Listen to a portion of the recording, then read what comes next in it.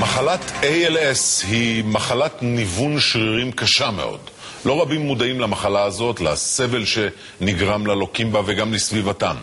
ביום חמישי יוקרן בשידורי קשת כאן בערוץ 2 סרט על קורותיהם של 3 אנשים שלקו במחלה. דני סידס היה אמש בהקרנת הסרט לנצח את הזמן.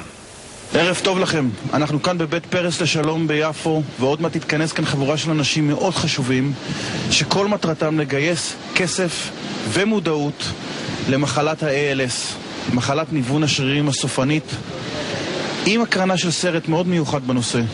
אז בואו ניכנס פנימה.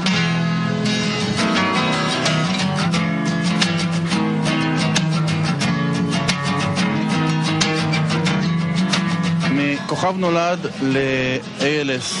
כן, כן. יש דברים חשובים בחיים. לפני חצי שנה כזה פגשתי את אביחי שהוא גיבור הערב, אני חושב, וראינו את הסרט הזה שהוא סרט מרגש בצורה יוצאת דופן, בעיקר בגלל שמדובר בנושא לא סקסי, לא, מדובר בסיפור לא פשוט, והסרט הוא סרט אופטימי, סרט על אנשים מקסימים שנלחמים, שהם אופטימיים, שהם מקווים שעוד בחייהם ימצאו את התרופה לדבר הזה, והם עובדים בזה, לא יושבים ומחכים. איך אצלך התחיל, שהתחלת להרגיש מה? הבעיה שלי זה הלשון. הלשון? לשון קופצת, כן. ולכן קשה לך לדבר. אתה יודע שאני גמרתי מחקר רציני באופן אישי. לא סיפרו לך? הגעתי למסקנה שה-ALS תוקף רק נחמדים, חכמים ויפים. זאת כנראה הבעיה שלנו. אני מבין שרק אני יכול לדבר ואתה יכול רק לכתוב. אני רק כותב. אתה מהאופטימיים? אני מאוד, מאוד, מאוד אופטימי.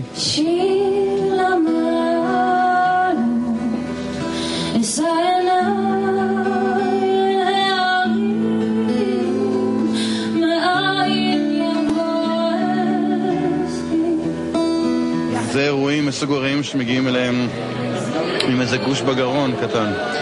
לכאורה כן, לכאורה זה ערב קשה על סרט טרגי. למעשה לא, למעשה אני בא לפה אופטימי, וכשאני רואה קודם כל את גיבורי הסרט, את העוצמה, את התקווה שלהם, אני יודע שמהערב יש לנו סיכוי הרבה יותר גדול שתימצא התרופה למחלה הנוראה הזאת. לפני 8 שנים שהקמנו את העמותה, לא היה ולו אף חוקר אחד במדינת ישראל שחקר את המחלה הזאת. היום אנחנו כבר נתנו כסף ל20 ומשהו חוקרים בישראל. כך שכאופטימיסט בלתי נילא, אני מאמין שאם יש כל כך הרבה חוקרים, בסוף תימצא התרופה.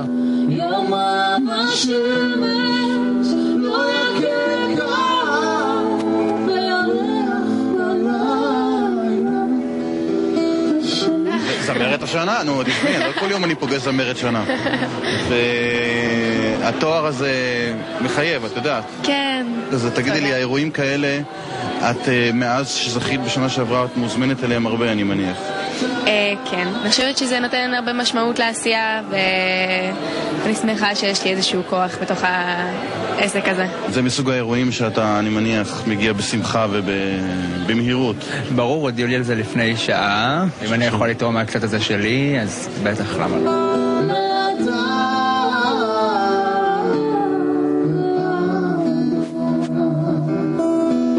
זהו, יש עוד מחלה לטפל בה. מחלה קשה, חשוכת מרפא. אבל אנשים פה אופטימיים וחושבים על תרופה ועל פתרונות ותורמים כסף ומדברים על מילה